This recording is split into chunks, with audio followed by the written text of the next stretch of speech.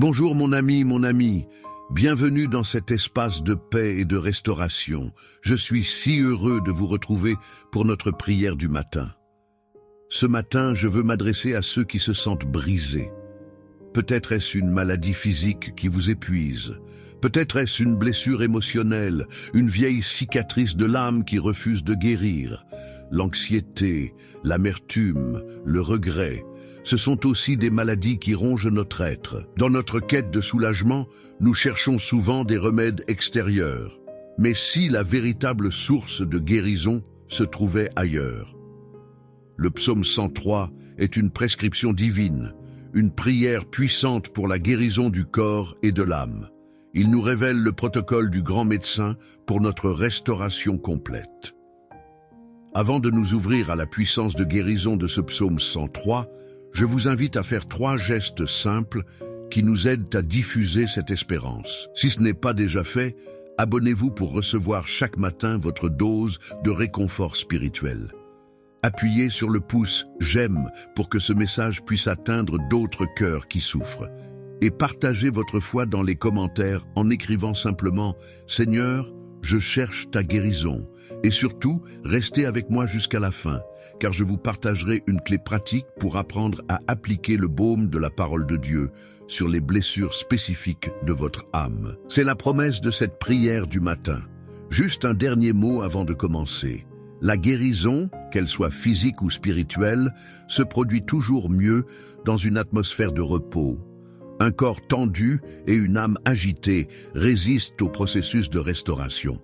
C'est pourquoi j'ai conçu le recueil « Le repos de l'âme ». Il est rempli d'histoires et de prières pour vous aider à trouver ce calme intérieur, à relâcher vos tensions et à créer un sanctuaire de paix en vous où l'œuvre de guérison de Dieu peut s'opérer.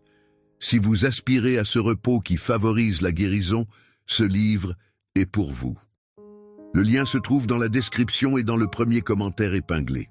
Maintenant, entrons dans le cabinet du divin médecin. Le psaume 103 est une louange passionnée de David. Mais ce n'est pas une louange naïve. C'est le chant d'un homme qui a connu la maladie, le péché, le danger, et qui a fait l'expérience de la restauration de Dieu. Le psaume commence par un appel à la louange.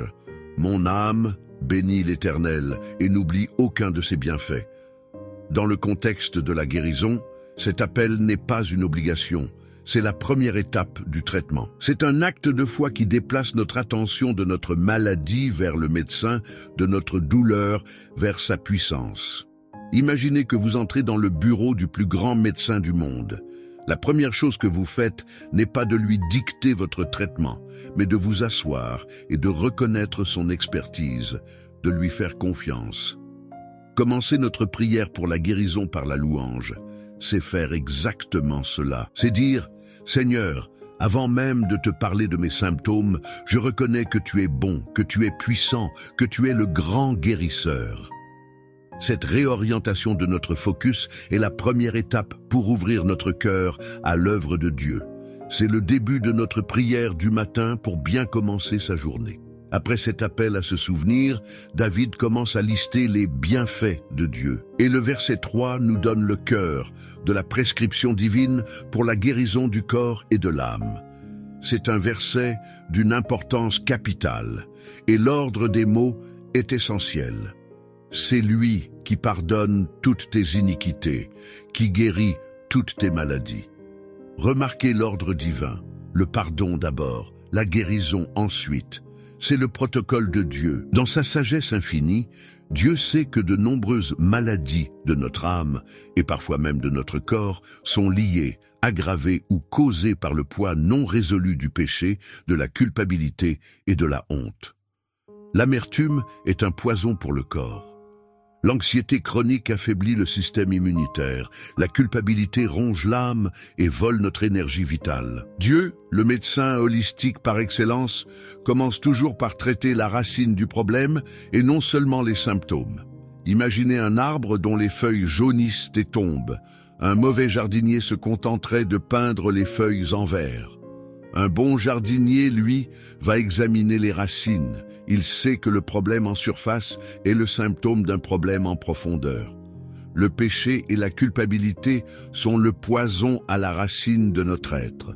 Le pardon de Dieu est l'antidote. Le psaume 103 nous enseigne que toute vraie guérison commence par le traitement de la racine.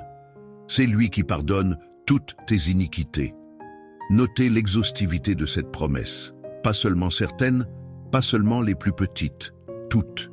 Ce péché dont vous avez si honte, cette erreur passée qui vous hante encore, cette mauvaise habitude dont vous n'arrivez pas à vous défaire. L'offre de pardon de Dieu est totale et inconditionnelle pour celui qui vient à lui avec un cœur repentant. La première étape de notre prière du matin pour la guérison est de recevoir à nouveau ce pardon. L'histoire du paralytique descendu par le toit dans l'évangile de Marc est l'illustration parfaite de ce principe divin. 4 amis, pleins de foi, amènent leur ami paralysé à Jésus. Leur objectif est clair. Ils veulent sa guérison physique. Ils sont tellement déterminés qu'ils n'hésitent pas à faire un trou dans le toit pour le faire descendre devant Jésus. Ils s'attendent à un miracle physique. Mais quelle est la première parole de Jésus à cet homme? Ce n'est pas « lève-toi et marche ». C'est une parole qui a dû surprendre tout le monde. « Mon enfant, tes péchés sont pardonnés » Marc 2,5. Jésus voit au-delà de la paralysie physique. Il voit la maladie la plus profonde, la paralysie de l'âme causée par le péché. Et il commence par là. Il applique le protocole du psaume 103 à la lettre. Le pardon d'abord. Les chefs religieux présents sont scandalisés. Ils blasphèment. Qui peut pardonner les péchés si ce n'est Dieu seul? Ils ont raison sur un point. Seul Dieu peut pardonner les péchés. Et c'est là que Jésus va leur montrer qui il est. Il leur pose une question. Lequel est le plus aisé de dire au paralytique « Tes péchés sont pardonnés » ou de dire « Lève-toi, prends ton lit et marche ». Sodé, la réponse est évidente. Il est infiniment plus facile de dire « Tes péchés sont pardonnés » car c'est une déclaration invisible, invérifiable. N'importe qui peut le dire, mais ordonner à un paralytique de marcher, c'est un acte visible qui met immédiatement à l'épreuve l'autorité de celui qui parle. Alors Jésus continue. « Or, afin que vous sachiez que le Fils de l'homme a sur la terre le pouvoir de pardonner les péchés. » Il se tourne vers le paralytique et lui dit « Je te l'ordonne, lève-toi, prends ton lit et va dans ta maison. » Et l'homme se leva, prit son lit et sortit devant tout le monde. Le miracle visible de la guérison physique était la preuve de l'autorité de Jésus d'opérer le miracle invisible, et plus importante encore, du pardon des péchés. Jésus nous enseigne ici une leçon capitale. La guérison de l'âme est la priorité. Et c'est en recevant son pardon que nous sommes positionnés pour recevoir sa guérison à tous les niveaux. C'est la sagesse du psaume 103. Ce matin, dans notre prière du matin, nous sommes peut-être comme cet homme paralytique. Nous venons avec une maladie évidente, une douleur que nous voulons voir disparaître. Et la première chose que le grand médecin nous dit est « Mon enfant, reçois mon pardon. Laisse-moi d'abord nettoyer les blessures de ton âme, enlever le fardeau de ta culpabilité. » C'est une invitation à commencer par le commencement. Ce n'est qu'après avoir célébré le pardon que David continue, qui guérit toutes tes maladies. Encore une fois, la promesse est totale. Le Dieu qui est assez grand pour pardonner tous nos péchés est aussi assez grand pour guérir toutes nos maladies. La puissance qui peut ressusciter une âme morte peut certainement restaurer un corps malade ou un esprit angoissé. La source de la guérison est la même que celle du pardon, la grâce souveraine de Dieu. Il est important de comprendre que la promesse de guérison du psaume 103 est une vérité de l'alliance, mais que son application peut varier. Dieu, dans sa souveraineté, guérit parfois miraculeusement et instantanément. D'autres fois, il guérit progressivement, souvent en utilisant des moyens secondaires comme la médecine, le repos, une bonne hygiène de vie, et d'autres fois, comme pour l'apôtre Paul et son écharpe dans la chair, il choisit de ne pas enlever la maladie, mais de donner une grâce suffisante pour la supporter. Notre rôle n'est pas de dicter à Dieu comment il doit guérir, mais de nous présenter à lui avec foi, en nous appuyant sur sa promesse qu'il est l'Éternel qui te guérit. Yahvé Rapha. Nous nous plaçons sous ses soins, nous suivons ses prescriptions spirituelles et médicales, et nous lui faisons confiance pour le résultat, sachant que son but ultime est toujours notre bien et sa gloire. La prière pour la guérison du corps et de l'âme est avant tout un acte de confiance et de soumission. Mais le psaume 103 ne s'arrête pas à la guérison des maladies. La restauration de Dieu est encore plus complète. Le verset 4 continue. C'est lui qui délivre ta vie de la fosse, qui te couronne de bonté et de miséricorde. La fosse, ici, représente tout ce qui menace de nous détruire. La mort, bien sûr, mais aussi la dépression, le désespoir, les situations sans issue. C'est la promesse d'une protection et d'une délivrance divine. La guérison peut réparer ce qui est cassé, mais la délivrance nous arrache au danger qui veut nous casser. Dieu n'est pas seulement un médecin, il est aussi un libérateur. Il est celui qui peut nous sortir de la fosse, d'une addiction, d'une relation toxique, d'une situation financière désespérée. C'est une autre facette de son œuvre de restauration dans nos vies. Notre prière du matin est un cri vers notre libérateur. Et Dieu ne se contente pas de nous sortir de la fosse. Il ne nous laisse pas sur le bord, sales et honteux. Il te couronne de bonté et de miséricorde. C'est un acte de restauration de notre dignité. La maladie, le péché, la dépression nous humilient, nous dépouillent de notre valeur. Dieu, dans sa grâce, nous relève et place sur notre tête une couronne.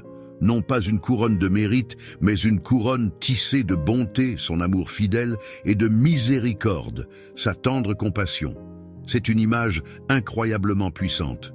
Nous ne sommes pas définis par nos maladies ou nos brisures. Nous sommes définis par la couronne que Dieu place sur notre tête. C'est notre véritable identité en Christ. Nous sommes la royauté céleste, aimée et chérie par le roi de l'univers. Se souvenir de cela est une partie essentielle de la guérison du corps et de l'âme. C'est guérir notre image de nous-mêmes à la lumière de l'amour de Dieu. C'est le message de restauration du psaume 103. Le processus de guérison se poursuit au verset 5. C'est lui qui rassasie de bien ta vieillesse, qui te fait rajeunir comme l'aigle. C'est la promesse d'une provision et d'un renouvellement continu. Dieu ne nous guérit pas seulement pour nous laisser ensuite nous débrouiller seuls. Il s'engage à nous rassasier de bien, à nous nourrir, à prendre soin de nous tout au long de notre vie. C'est une promesse de sécurité et de satisfaction, et qui te fait rajeunir comme l'aigle. C'est une promesse de renouvellement de notre force. La maladie et la souffrance nous usent, nous vieillissent prématurément. Le psaume 103 nous assure que Dieu est capable de renouveler notre vigueur spirituelle, émotionnelle et même physique. C'est la puissance de la résurrection de Christ à l'œuvre en nous, nous donnant une force qui n'est pas la nôtre. C'est une raison de bénir l'Éternel et de ne pas oublier ses bienfaits. L'histoire de la femme atteinte d'une perte de sang depuis 12 ans est une autre illustration poignante de ce processus de guérison. Elle avait dépensé toute sa fortune auprès des médecins, et son état n'avait fait qu'empirer. Elle était physiquement malade, financièrement ruinée et socialement impure et isolée. Elle était dans une fosse à tous les niveaux. Mais elle a entendu parler de Jésus, et la foi est née dans son cœur. Elle s'est dit, si je puis seulement toucher ses vêtements, je serai guérie. C'était une foi simple mais déterminée. Elle a bravé la foule, s'est approchée de Jésus par derrière et a touché le bord de son vêtement. C'était un acte de foi désespéré, mais un acte de foi. Et instantanément, la source de son sang sécha, et elle sentit dans son corps qu'elle était guérie de son mal. Mais Jésus, sentant qu'une force était sortie de lui, s'est arrêté. Il n'a pas voulu que sa guérison reste un acte anonyme et magique. Il a cherché la femme, il voulait passer de la guérison à la relation. Il voulait lui offrir une restauration complète. La femme, tremblante, est venue se prosterner devant lui et a tout raconté. Et Jésus lui a offert les paroles de la restauration complète. « Ma fille, ta foi t'a sauvée. Va en paix et sois guérie de ton mal. » Il lui a donné non seulement la guérison, mais le salut, la paix et une nouvelle identité, « Ma fille ». Il l'a couronnée de bonté et de miséricorde. C'est le modèle de la guérison holistique de Dieu. Cette histoire nous enseigne que Jésus est accessible.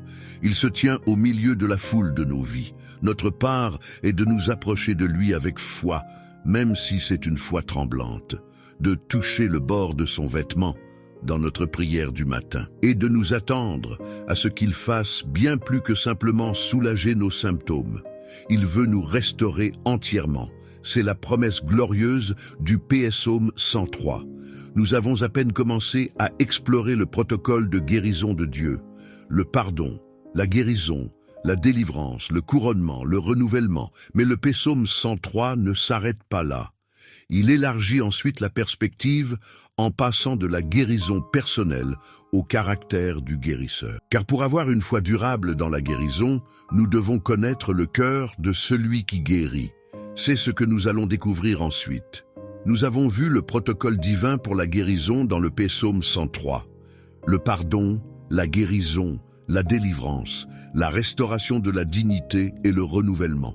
Mais pour faire pleinement confiance à un médecin, il ne suffit pas de connaître ses méthodes, il faut connaître son caractère, son cœur. C'est pourquoi David, après avoir listé les actes de guérison de Dieu, consacre la partie suivante du psaume à décrire qui est ce guérisseur.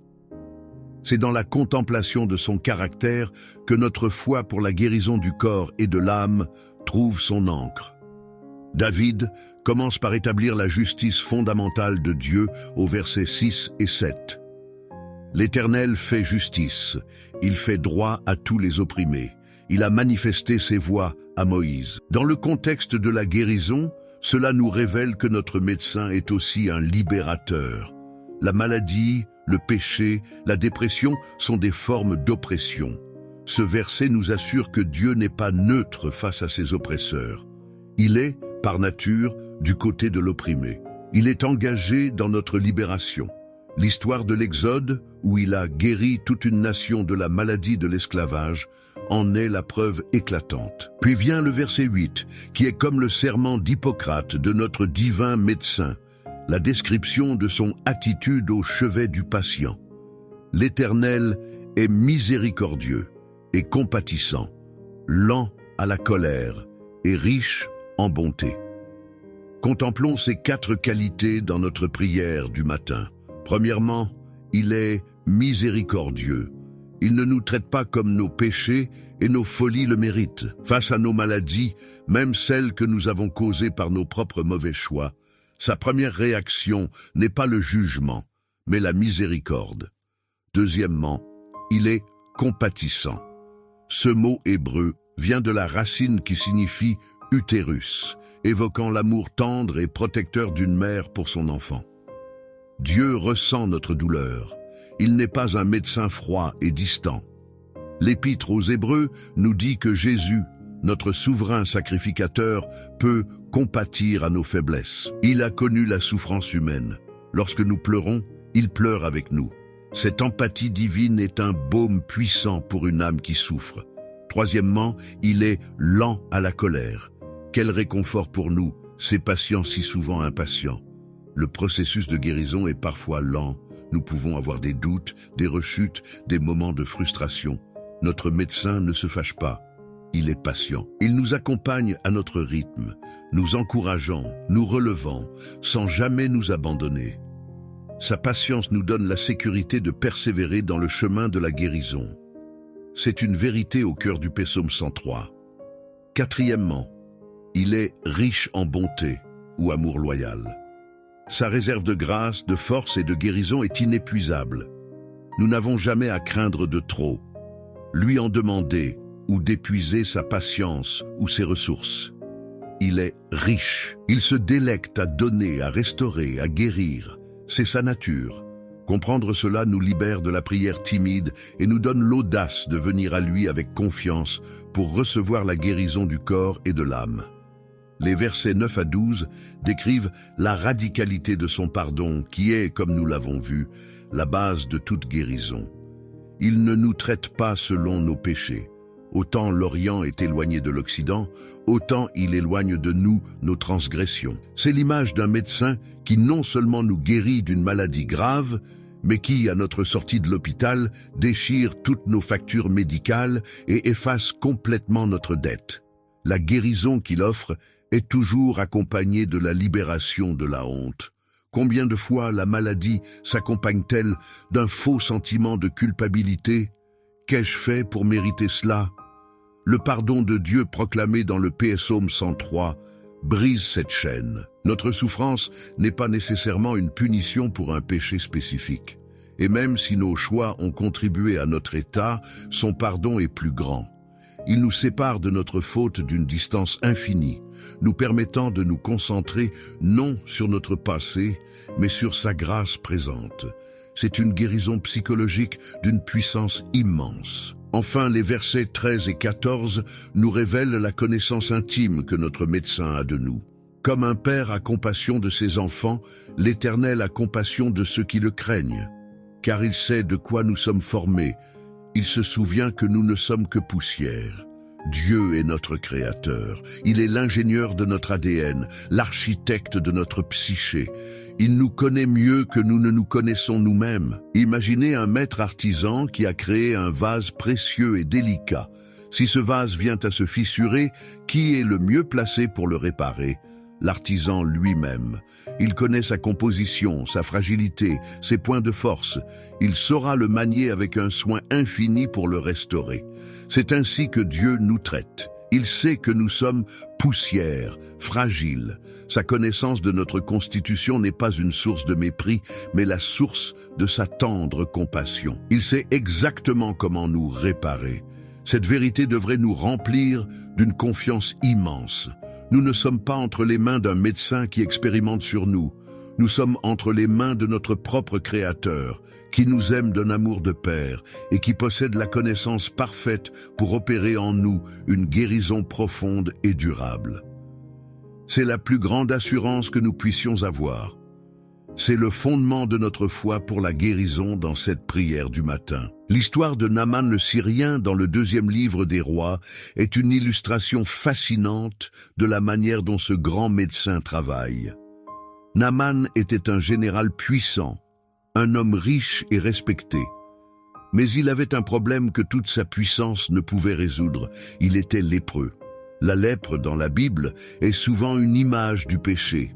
Elle ronge, elle isole et elle est incurable par des moyens humains. Sur le conseil d'une jeune esclave israélite qui avait la foi, Naaman se rend auprès du prophète Élisée. Il arrive avec ses chevaux, ses chars, ses richesses, s'attendant à un traitement royal, à un miracle spectaculaire. Mais Élisée ne sort même pas de sa maison.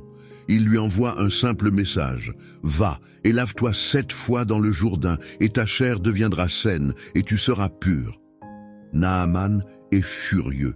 Son orgueil est blessé. Je pensais qu'il sortirait, qu'il invoquerait le nom de l'Éternel. Les fleuves de Damas ne valent-ils pas mieux que toutes les eaux d'Israël? Le remède lui semble trop simple, trop humble, presque insultant. C'est souvent notre réaction. Nous voulons des guérisons spectaculaires et Dieu nous propose un chemin simple d'obéissance et d'humilité. Le chemin de la guérison passe souvent par la mort de notre orgueil. Heureusement, les serviteurs de Naaman le raisonnent. Si le prophète t'eût demandé quelque chose de difficile, ne l'aurais-tu pas fait? C'est une grande sagesse. Naaman accepte finalement de s'humilier. Il descend dans le Jourdain, ce fleuve boueux, et il s'y plonge non pas une fois, mais 7 fois, le chiffre de la perfection divine.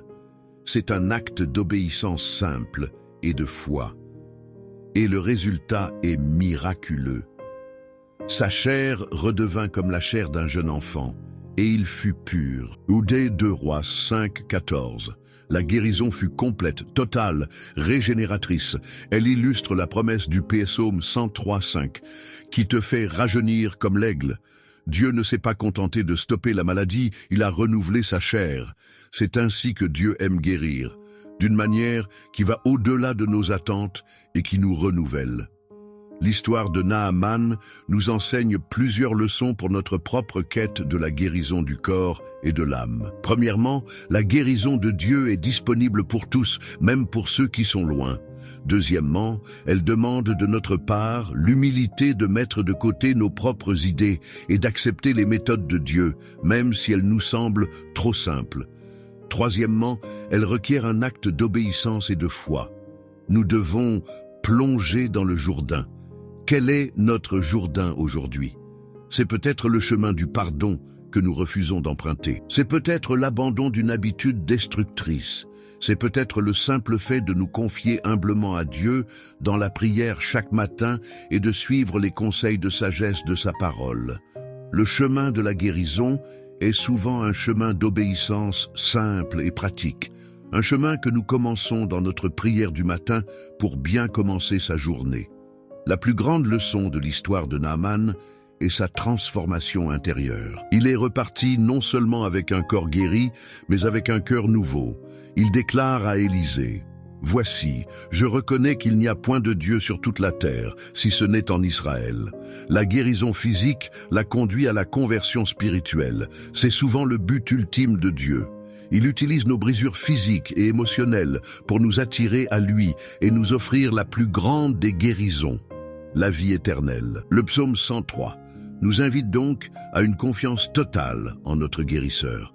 Une confiance fondée non pas sur nos expériences passées ou sur nos sentiments présents, mais sur la révélation immuable de son caractère.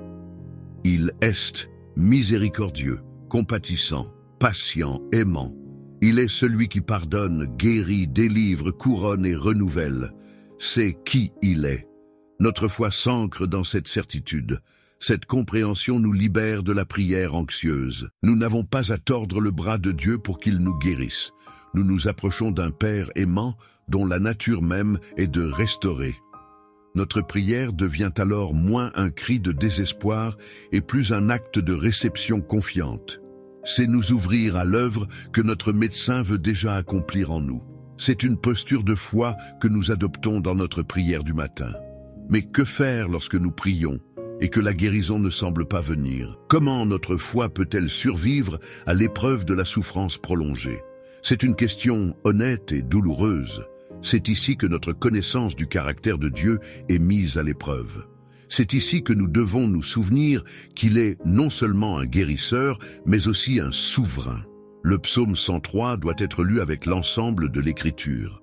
Et l'Écriture nous montre des hommes et des femmes de foi qui ont souffert. L'apôtre Paul, comme nous l'avons mentionné, a prié 3 fois pour être délivré de son écharde, sans succès. Mais la réponse de Dieu a été « Ma grâce te suffit, car ma puissance s'accomplit dans la faiblesse. » Parfois, la plus grande guérison de Dieu n'est pas d'enlever le problème, mais de nous donner la force de le traverser avec lui. La guérison ultime est garantie pour chaque croyant et la résurrection. Le jour viendra où nous recevrons un corps glorifié, un corps qui ne connaîtra plus jamais la maladie, la douleur ou la mort. C'est la promesse finale. Notre guérison sur cette terre est un avant-goût de cette restauration finale. Que nous la recevions pleinement maintenant ou plus tard, nous pouvons avoir confiance que notre guérisseur achèvera l'œuvre qu'il a commencée. Cette espérance éternelle ne doit pas diminuer notre foi pour la guérison aujourd'hui, mais elle doit l'ancrer. Elle nous donne la paix, même lorsque nous ne comprenons pas les voies de Dieu. Elle nous assure que, quoi qu'il arrive, l'issue finale est la victoire et la restauration complète. C'est cette espérance qui nous permet de continuer à bénir l'Éternel, même dans la souffrance. Nous avons exploré le protocole de guérison de Dieu et le caractère merveilleux de notre guérisseur. Nous avons vu que la guérison commence par l'âme, par le pardon, et qu'elle s'étend à tout notre être. Nous avons été encouragés par les histoires du paralytique et de Naaman. Nous avons été ancrés dans l'espérance de la résurrection. Mais quel est notre rôle actif dans ce processus? Au-delà de la prière et de la foi, comment pouvons-nous coopérer avec l'œuvre de guérison de Dieu dans nos vies? La Bible nous enseigne que Dieu nous a aussi donné des lois de la santé, des principes de vie qui favorisent le bien-être du corps et de l'âme. Garder ces commandements est aussi un chemin de santé. C'est ce que nous allons explorer maintenant, la dimension pratique d'un style de vie de guérison. Le psaume 103 célèbre les bienfaits de Dieu, mais il est aussi écrit pour ceux qui gardent son alliance et se souviennent de ses commandements pour les accomplir. Il y a une synergie entre la grâce souveraine de Dieu et notre obéissance responsable. La guérison est un don, mais nous pouvons préparer le terrain pour recevoir ce don. Comment notre alimentation, notre repos, notre gestion du stress, nos relations, influence-t-il notre santé globale? Comment pouvons-nous, par des choix de vie sages, devenir des partenaires actifs du grand médecin? C'est une dimension importante de la guérison du corps et de l'âme que nous ne devons pas négliger. Dans la suite de notre méditation, nous allons donc nous pencher sur ces aspects pratiques. Comment notre obéissance aux principes de vie que Dieu nous a donnés peut-elle devenir un acte d'adoration et un canal pour sa puissance de guérison? Nous allons passer de la salle d'attente du médecin à la salle de rééducation, où nous apprenons à marcher dans la santé qu'il nous offre. La question que nous avons posée est essentielle. Comment pouvons-nous coopérer avec l'œuvre de guérison de Dieu? Le psaume 103 nous assure que Dieu est le guérisseur souverain. Mais la Bible nous enseigne aussi que nous avons une part de responsabilité. Il ne s'agit pas de mériter notre guérison, mais de créer dans nos vies un environnement propice à la restauration. C'est le principe de l'intendance. Dieu nous a confié un corps et une âme, et nous l'honorons en prenant soin. Cette gestion sage est une forme d'adoration et un canal pour sa puissance de guérison. Le premier domaine de cette intendance est notre corps. L'apôtre Paul nous pose cette question rhétorique. Ne savez-vous pas que votre corps est le temple du Saint-Esprit qui est en vous? Un temple est un lieu sacré, un lieu de résidence pour la divinité. Notre corps n'est pas une simple enveloppe charnelle, c'est la demeure de l'Esprit de Dieu. Prier pour la guérison du corps et de l'âme, tout en négligeant ou en maltraitant consciemment notre corps, est une contradiction. Notre prière du matin est une occasion de consacrer à nouveau ce temple à Dieu. Imaginez qu'un roi vous confie un temple magnifique, mais un peu délabré. En réponse à son don, par amour et par respect pour lui, vous allez naturellement vouloir le nettoyer, le réparer, l'entretenir. De même, prendre soin de notre santé par une alimentation saine, un repos suffisant, de l'exercice, n'est pas un acte de vanité. C'est un acte spirituel. C'est dire à Dieu, « Seigneur, je chéris le temple que tu m'as donné et je veux en être un bon intendant. » C'est coopérer avec le guérisseur qui a conçu notre corps avec une sagesse infinie. Le deuxième domaine est notre âme, nos pensées et nos émotions. L'Épître aux Philippiens nous donne une prescription claire pour la santé mentale. Au reste, frères, que tout ce qui est vrai, tout ce qui est honorable, tout ce qui est juste, tout ce qui est pur, tout ce qui est aimable, soit l'objet de vos pensées. Philippiens 4, 8. Nous ne pouvons pas nous nourrir l'esprit de contenus toxiques comme rage, violence, immoralité, nouvelles anxiogènes, et nous attendre à avoir une âme en paix. La promesse du psaume 103 est que Dieu pardonne toutes nos iniquités. C'est le fondement de la guérison de notre âme. Mais ensuite, nous sommes appelés à marcher dans ce pardon. Cela implique de garder nos pensées. C'est un choix actif. Lorsque des pensées d'amertume, de peur ou d'impureté se présentent, nous avons le choix de les entretenir ou de les remplacer par la vérité de la parole de Dieu. C'est la discipline de prendre toute pensée captive à l'obéissance de Christ. Le troisième domaine, intimement lié au précédent, est celui de nos relations. Des études scientifiques ont prouvé que le manque de pardon et l'amertume chronique ont des effets dévastateurs sur notre santé physique et mentale. Garder de la rancune, c'est comme boire un peu de poison chaque jour en espérant que l'autre personne meure. C'est un acte d'autodestruction. La guérison de l'âme passe inévitablement par le chemin du pardon. Le psaume 103 nous rappelle que Dieu nous a pardonné une dette infinie. Comment pourrions-nous alors refuser de pardonner les petites dettes que les autres ont envers nous? Pardonner n'est pas dire que ce que l'autre a fait était bien. C'est renoncer à notre droit de nous venger et remettre la personne et l'offense entre les mains de Dieu, le seul juge juste. C'est un acte de libération, d'abord pour nous-mêmes. C'est un pas essentiel vers la guérison du corps et de l'âme. L'histoire de Daniel et de ses amis à Babylone est un exemple magnifique de cette coopération avec les principes de Dieu pour la santé. Arrivés à la cour du roi, on leur a présenté les mets de la table royale. Une nourriture riche, probablement offerte aux idoles et contraire aux lois diététiques que Dieu avait données à son peuple. C'était un test de fidélité. Daniel, nous dit le texte, résolu dans son cœur de ne pas se souiller. Ce n'était pas une décision facile, c'était un risque. Mais il a proposé avec respect une alternative. Un test de 10 jours, pendant lequel lui et ses amis ne mangeraient que des légumes et ne boiraient que de l'eau. C'était un acte de foi, une déclaration que les principes de Dieu étaient supérieurs à la sagesse et à l'opulence de Babylone. Quel a été le résultat? Au bout de 10 jours, ils avaient de meilleurs visages et plus d'embonpoint que tous les jeunes gens qui mangeaient les mets du roi. Leur obéissance aux principes de santé de Dieu a produit un résultat visible. Dieu a honoré leur foi. Mais la bénédiction n'a pas été que physique. Le texte ajoute que Dieu leur a donné de la science, de l'intelligence dans toutes les lettres et de la sagesse. Cette histoire nous enseigne une leçon capitale. Notre obéissance aux principes de vie que Dieu a établis n'est pas une tentative de gagner son amour, mais une coopération intelligente avec le Créateur, qui sait ce qui est le mieux pour ses créatures. En honorant Dieu par nos choix de vie, nous ouvrons un canal plus large pour que ces bénédictions de santé et de clarté d'esprit coulent en nous. C'est une application pratique de la sagesse du Psaume 103. Notre prière du matin peut être notre moment Daniel. C'est le moment où nous pouvons résoudre dans notre cœur d'honorer Dieu par nos choix de la journée.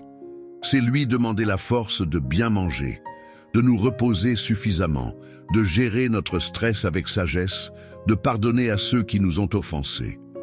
C'est inviter Dieu à être le Seigneur non seulement de notre âme, mais aussi de notre corps.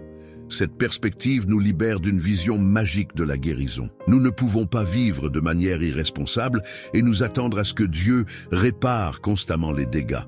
La foi pour la guérison et un style de vie sage ne s'opposent pas. Ils vont de pair. L'un est notre confiance en la puissance de Dieu, l'autre est notre coopération avec les lois de Dieu. Les deux sont nécessaires pour une vie de plénitude.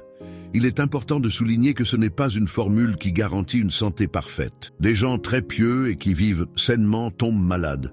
Le but n'est pas d'atteindre l'invulnérabilité, mais de glorifier Dieu dans notre corps, qu'il soit en bonne santé ou dans la maladie. C'est une question de fidélité et d'intendance, pas une monnaie d'échange pour obtenir une bénédiction.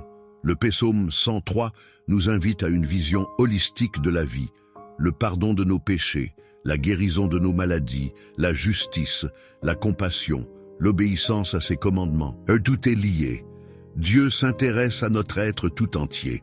Sa volonté n'est pas seulement de nous sauver pour l'éternité, mais de nous restaurer dans notre totalité, ici et maintenant. C'est le projet de la guérison du corps et de l'âme. Alors que nous avançons, demandons-nous, y a-t-il un domaine de ma vie, un choix de style de vie où je résiste aux principes de sagesse de Dieu? Est-ce que je demande à Dieu la guérison d'un côté, tout en entretenant de l'autre une habitude qui détruit ma santé? Notre prière du matin pour bien commencer sa journée est un moment d'honnêteté, où nous pouvons demander à Dieu de mettre en lumière ses incohérences et de nous donner la force de changer. Mais la guérison dont parle le Psaume 103 va encore plus loin. Elle ne concerne pas seulement la réparation de ce qui est cassé. Elle concerne une transformation encore plus profonde. C'est la guérison de notre nature même. Au-delà de nos iniquités, nos actes de péché, il y a notre iniquité, notre nature pécheresse. Et Dieu, dans son plan de salut, a aussi une solution pour cela. C'est ce que la Bible appelle la nouvelle naissance ou la régénération. C'est plus qu'une simple guérison, c'est une recréation. C'est Dieu qui nous donne un cœur nouveau, un esprit nouveau. Le prophète Ézéchiel l'a prophétisé. Je vous donnerai un cœur nouveau, et je mettrai en vous un esprit nouveau. J'ôterai de votre corps le cœur de pierre, et je vous donnerai un cœur de chair. Ézéchiel 36, 26. C'est la guérison la plus profonde qui soit. C'est la guérison de notre volonté rebelle, de nos désirs tordus. C'est une transplantation cardiaque spirituelle opérée par le chirurgien divin. C'est la seule solution à notre maladie la plus fondamentale. Et cette guérison est offerte à tous ceux qui placent leur foi en Jésus-Christ. Cette nouvelle naissance est le début d'un processus de guérison continue appelé la sanctification. C'est l'œuvre du Saint-Esprit qui, jour après jour, nous transforme à l'image de Christ. Il guérit notre impatience, notre orgueil, notre égoïsme. C'est un processus qui dure toute la vie. Notre coopération par l'obéissance et la discipline est essentielle, mais la puissance de transformation vient de lui. Le psaume 103 est un chant qui célèbre toutes les dimensions de cette œuvre de Dieu, du pardon initial à la guérison continue, de la délivrance des dangers à la transformation de notre caractère. C'est un hymne à la grâce restauratrice de Dieu. C'est pourquoi le bénir et ne pas oublier ses bienfaits est la réponse la plus juste et la plus naturelle de notre part. Nous avons exploré le protocole de Dieu pour la guérison, le caractère de notre guérisseur et notre rôle de coopération par un style de vie sage. Nous avons vu que la guérison ultime est la transformation de notre cœur. Mais comment cette guérison intérieure change-t-elle notre vision du monde et notre espérance pour l'avenir? Une personne qui a été profondément guérie par Dieu ne peut plus regarder le monde de la même manière. Elle voit les autres, non plus avec un regard de jugement, mais avec un regard de compassion. Elle voit les autres âmes brisées et malades, et elle désire leur présenter le grand médecin qu'elle a elle-même rencontré. La guérison reçue nous transforme en agents de guérison. C'est le témoignage de la femme samaritaine au puits. Jésus a exposé sa maladie spirituelle, une vie de relations brisées. Il lui a offert l'eau vive du pardon et de la vie nouvelle. Et quelle a été sa réaction? Elle a laissé sa cruche et a couru au village pour dire aux autres « Venez voir un homme qui m'a dit tout ce que j'ai fait. Ne serait-ce point le Christ ?» Sa guérison l'a transformée en une évangéliste. C'est le fruit naturel d'une véritable expérience de la grâce. Lorsque nous avons été guéris, nous ne pouvons pas garder la bonne nouvelle pour nous. Notre propre histoire devient notre témoignage le plus puissant. Notre prière du matin pour notre propre guérison devrait toujours s'élargir en une prière pour que nous puissions être des instruments de guérison pour les autres. Nous approchons de la fin de notre méditation. Nous avons fait un voyage complet au cœur de la guérison divine, guidé par le psaume 103. Nous avons vu que Dieu est intéressé par notre être tout entier, corps, âme et esprit. Nous avons été rassurés par son caractère compatissant et nous avons été appelés à être des partenaires actifs dans notre propre restauration.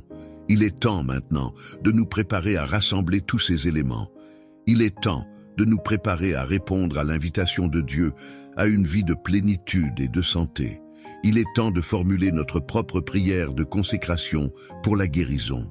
Et comme promis, il sera bientôt temps de recevoir cette clé pratique qui nous aidera à appliquer le baume de la parole de Dieu sur nos blessures. C'est un outil que nous pourrons utiliser bien au-delà de ce moment de prière. Alors que nous nous préparons à conclure, laissons cette pensée nous remplir d'espérance. La guérison que nous expérimentons aujourd'hui, aussi merveilleuse soit-elle, n'est qu'un avant-goût. La promesse ultime de Dieu est la guérison complète et parfaite de toute la création. Le retour de Jésus inaugurera un monde où la mort ne sera plus, et où il n'y aura plus ni deuil, ni cri, ni douleur. C'est l'espérance ultime qui ancre notre foi. Dans notre dernière partie, nous allons explorer cette espérance et conclure par une prière d'engagement et de foi pour la guérison du corps et de l'âme.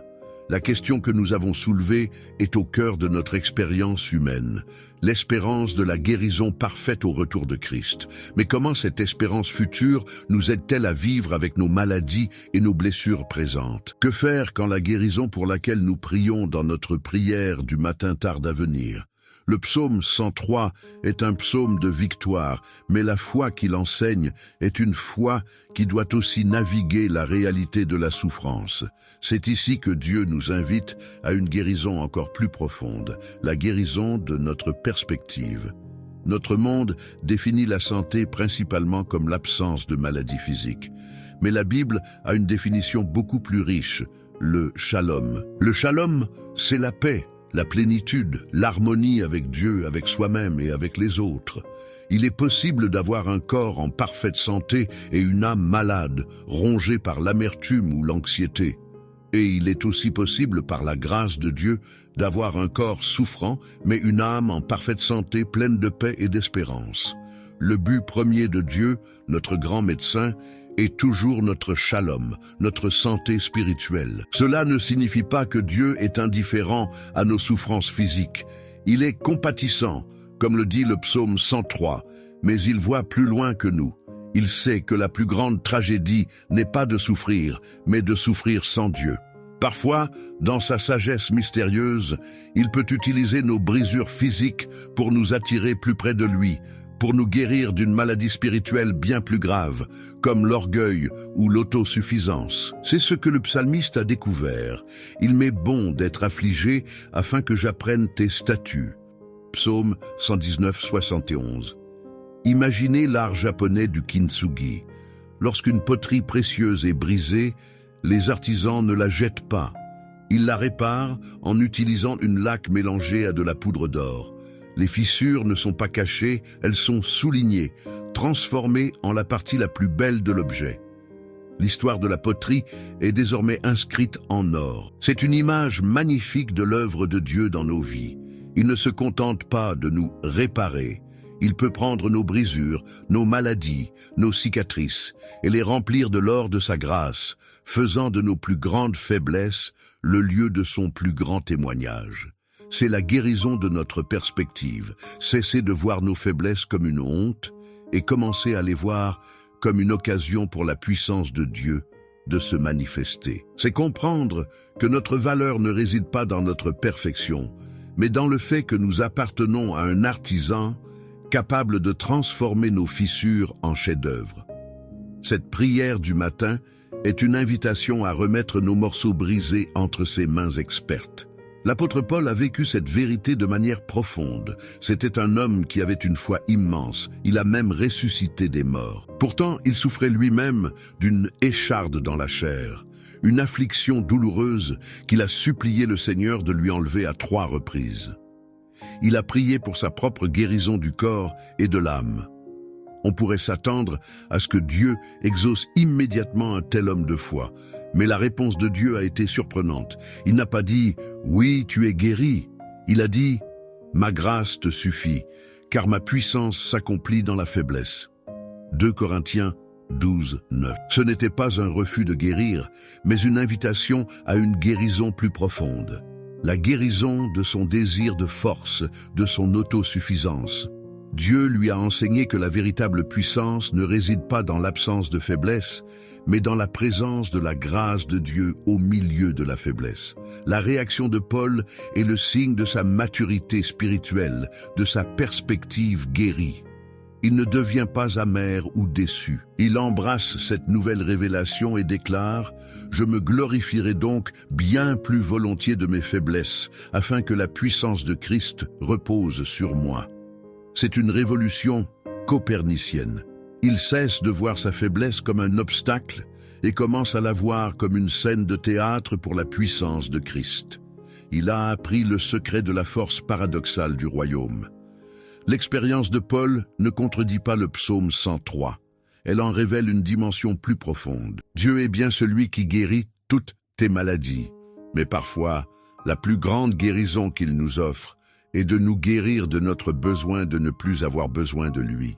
C'est de nous maintenir dans une position de dépendance constante où sa grâce peut couler sans cesse. La promesse qui te fait rajeunir comme l'aigle peut aussi être ce renouvellement spirituel qui nous donne la force de nous élever au-dessus de nos limitations physiques. Cette vérité nous libère de la fausse culpabilité. Si vous priez pour la guérison et qu'elle ne vient pas, cela ne signifie pas nécessairement que votre foi est trop petite ou que vous avez un péché caché. Cela peut signifier que Dieu a un plan plus élevé pour vous dans cette saison. Un plan pour vous enseigner la suffisance de sa grâce, pour former votre caractère ou pour faire de votre vie un témoignage de sa puissance qui soutient. Notre part est de continuer à faire confiance à la bonté du médecin, même lorsque nous ne comprenons pas son traitement. Le but ultime de notre vie n'est pas notre confort, mais la gloire de Dieu. Et parfois, Dieu est plus glorifié par notre endurance joyeuse dans l'épreuve que par notre délivrance de l'épreuve. Joni Eareckson. Tada, paralysé depuis son adolescence, a dit un jour « Dieu choisit parfois de ne pas résoudre le problème, mais de se manifester au milieu du problème. » Sa vie de joie et de service depuis son fauteuil roulant a été un témoignage plus puissant pour des millions de personnes que si elle avait été guérie miraculeusement. C'est un mystère que nous ne comprendrons pleinement que dans l'éternité. Mais le psaume 103 nous donne le fondement pour y faire face.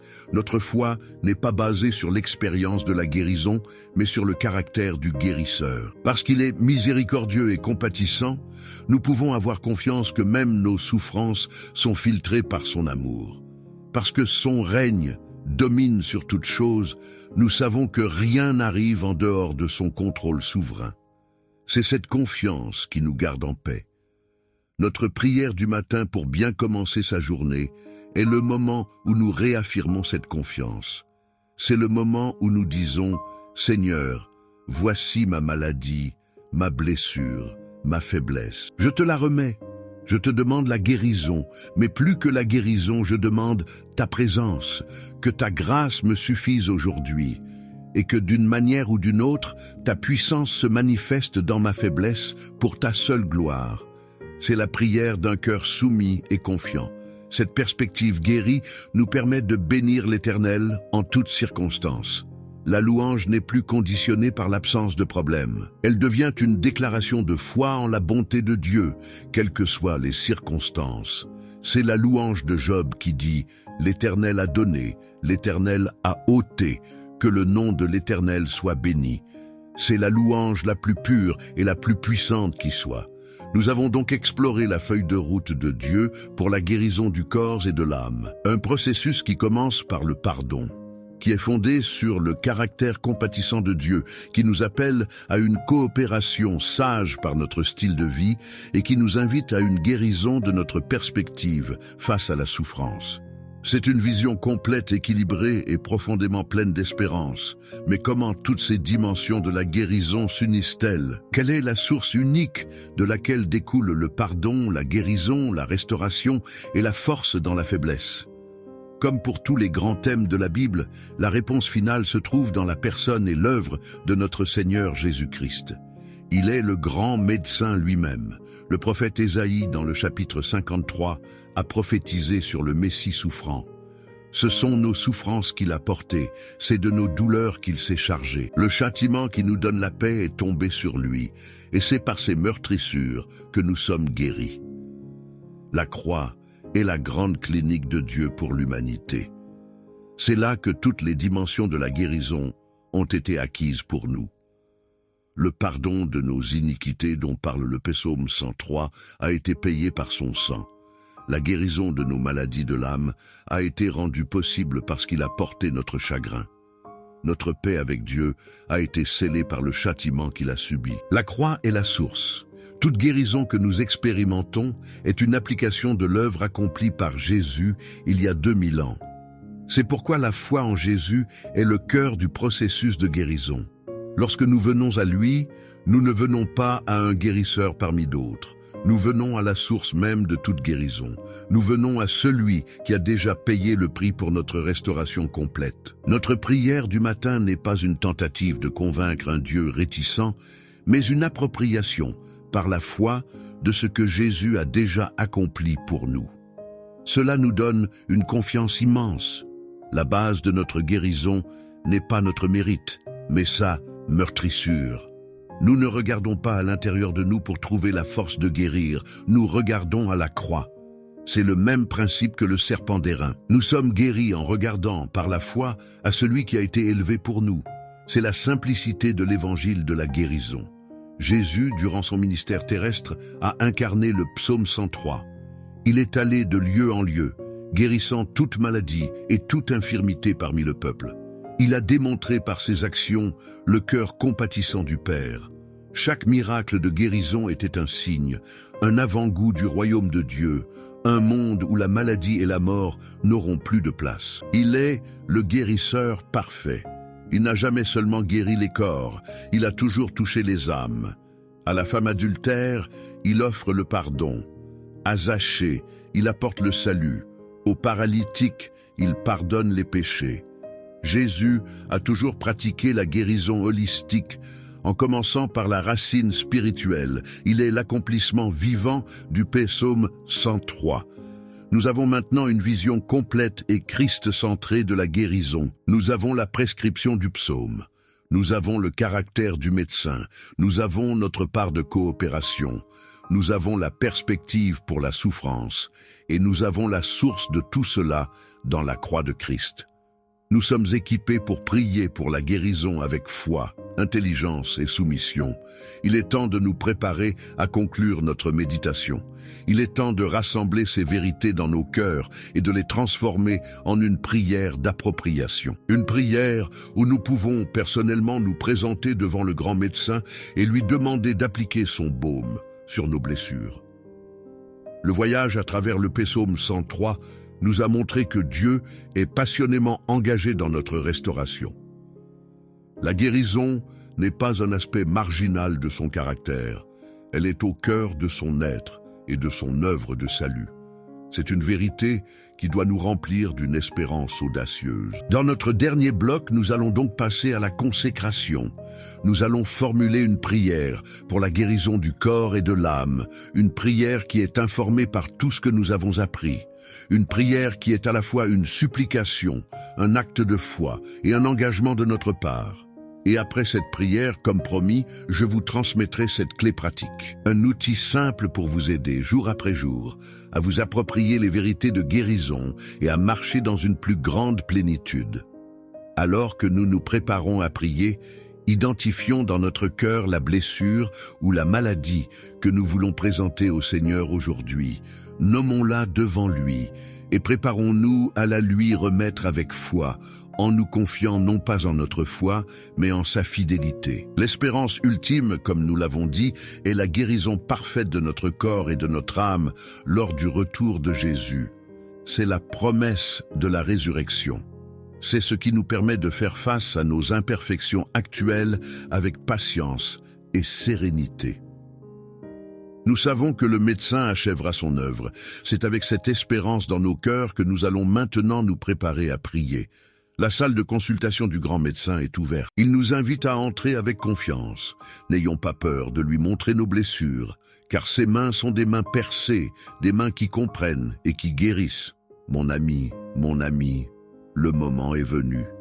Après avoir exploré la prescription divine pour notre restauration, il est temps de nous présenter humblement devant le grand médecin. Unissons nos cœurs dans une prière de foi pour la guérison du corps et de l'âme, en nous appropriant les promesses du psaume 103. C'est le point culminant de notre prière du matin. Père céleste, Yahvé Rapha, le Dieu qui nous guérit.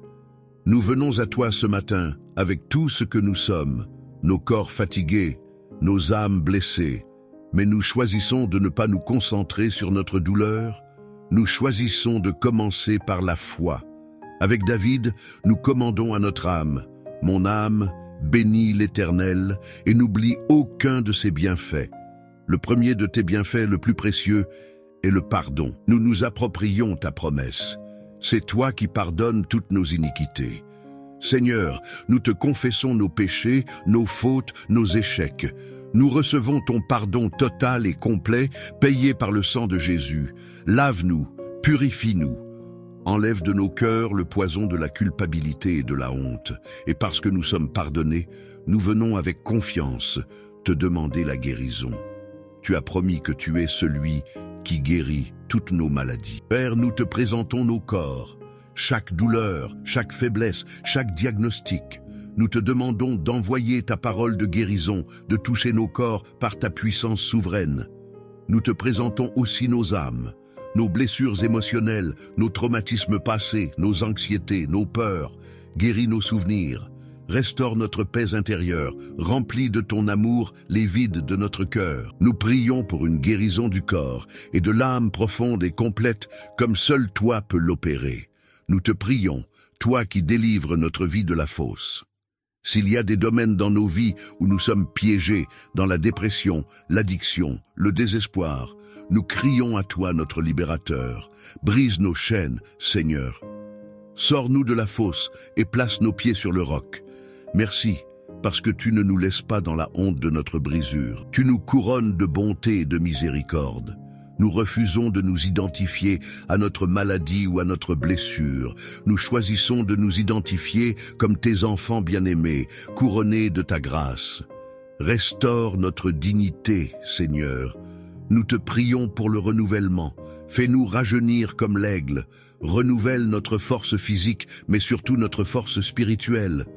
Lorsque nous nous sentons usés par le combat, porte-nous sur tes ailes. Que ton esprit nous vivifie et nous donne une vigueur nouvelle pour te servir. Nous prions tout cela avec confiance parce que nous avons appris à connaître ton cœur. Tu es miséricordieux et compatissant, lent à la colère et riche en bonté. Nous nous reposons dans ta patience et ta tendre compassion de Père qui sait que nous ne sommes que poussière. Merci d'être un médecin si bon et si doux pour nos âmes. Père, nous nous soumettons à ta sagesse. Nous ne comprenons pas toujours tes voies. Si tu choisis de nous guérir par un miracle, nous te louerons. Si tu choisis de nous guérir par la médecine, nous te louerons. Et si tu choisis de nous donner ta grâce pour endurer, comme à l'apôtre Paul, nous te louerons encore. Que ta volonté soit faite et non la nôtre. Notre confiance est en toi, pas dans nos attentes. Nous te dédions cette journée. Aide-nous à coopérer avec ton œuvre de guérison. Donne-nous la sagesse de prendre soin du temple de notre corps. Garde nos pensées pures, remplis-nous d'un esprit de pardon. Que notre vie entière soit un acte d'adoration qui favorise la santé que tu veux nous donner. C'est le but de notre prière du matin pour bien commencer sa journée. Merci, Père, parce que toute guérison trouve sa source dans la croix de Jésus. C'est par ses meurtrissures que nous sommes guéris. Nous nous approprions par la foi l'œuvre qu'il a accomplie pour nous. Nous plaçons la croix entre nous et notre maladie, entre nous et notre blessure. Nous te consacrons nos faiblesses, nos brisures. Fais-en des kintsugi, des vases où l'or de ta grâce brille avec éclat. Que ta puissance s'accomplisse dans notre faiblesse, pour que toute la gloire te revienne. Nous te remettons cette journée en te faisant confiance pour chaque instant. Merci, grand médecin. C'est dans le nom puissant et guérisseur de Jésus que nous avons prié.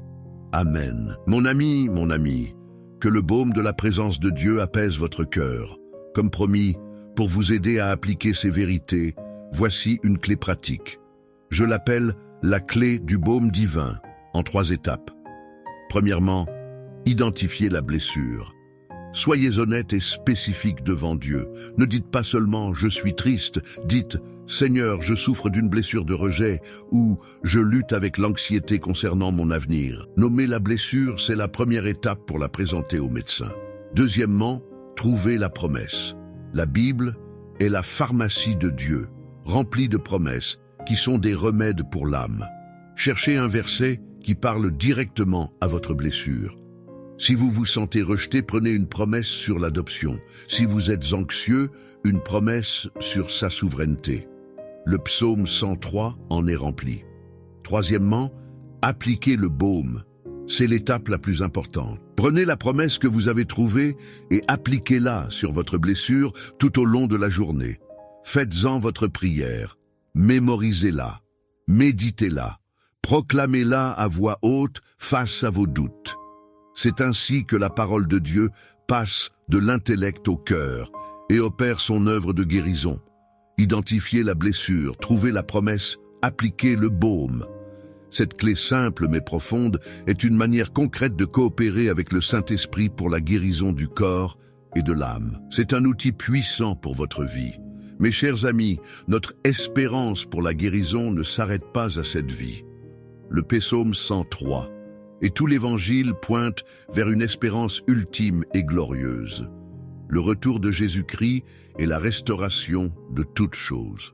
L'apôtre Jean, dans l'Apocalypse, a eu une vision de cette réalité future. Il a vu la nouvelle Jérusalem et a entendu une voix qui disait « Il essuiera toute larme de leurs yeux, la mort ne sera plus, et il n'y aura plus ni deuil, ni cri, ni douleur, car les premières choses ont disparu. » Apocalypse 21, 4.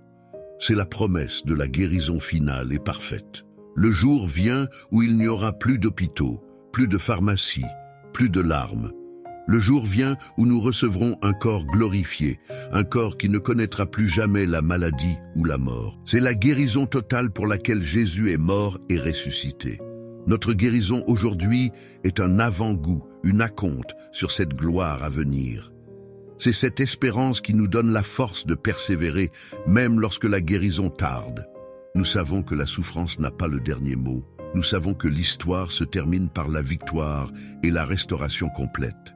Cette certitude est l'encre de notre âme. Merci infiniment d'avoir partagé ce temps de prière avec nous. Si cette prière du matin pour la guérison a apporté un baume à votre cœur, aidez-nous à partager ce réconfort. Appuyez sur le pouce « J'aime » pour continuer à recevoir l'encouragement et la force de la parole de Dieu chaque matin. Abonnez-vous à la chaîne et activez les notifications. C'est une joie de marcher ensemble sur ce chemin de restauration. Et si vous le souhaitez, partagez dans les commentaires une prière pour la guérison, pour vous-même ou pour un proche, afin que notre communauté puisse se joindre à vous dans l'intercession. Nous sommes un corps et nous portons nos fardeaux les uns les autres. Enfin, n'hésitez pas à envoyer cette prière à quelqu'un que vous savez être dans la souffrance. Votre geste pourrait être le canal de la grâce que cette personne attendait. Je vous rappelle une dernière fois que le repos est le climat de la guérison. Mon livre, Le repos de l'âme, est une ressource conçue pour vous aider à cultiver cette paix intérieure où Dieu peut faire son œuvre de restauration. Le lien est dans la description et le premier commentaire. Et si cette prière pour la guérison vous a béni, je vous invite à la compléter avec notre méditation sur le psaume 133 pour la paix et l'harmonie familiale. Car des relations saines et restaurées sont aussi une source de grande guérison pour l'âme. Cliquez simplement sur la vidéo qui s'affiche à l'écran. Que la main guérissante de notre Père soit sur vous aujourd'hui. Soyez bénis.